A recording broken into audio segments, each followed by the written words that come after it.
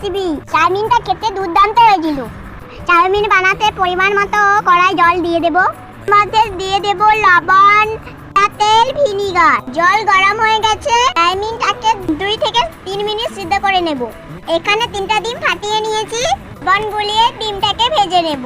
কড়াই তেল দিয়ে চাউমিনকে হালকা ভেজে তুলে নেব। আর কড়াইয়ের মধ্যে সাদা তেল দিয়ে এর মধ্যে দিয়ে দেব রসুন কুচি, আদা কুচি, লঙ্কা কুচি, পেঁয়াজ কুচি দিয়ে হালকা ভেজে নেব। তারপর এর মধ্যে দিয়ে দেব বরবটি, টমেটো, গাজর, বাঁধাকপি, লবণ দিয়ে সবজিটা হালকা তারপর ভেজে রাখা চাউমিনটা দিয়ে দেব। চাউমিনটাকে আমি মেশাতেই থাকবো। চাউমিনের সাথে সবটা মিশানো হয়ে গেল দিয়ে দেবো chilli sauce, soya sauce, tomato sauce দিয়ে ভালো করে মিশিয়ে নিতে হবে।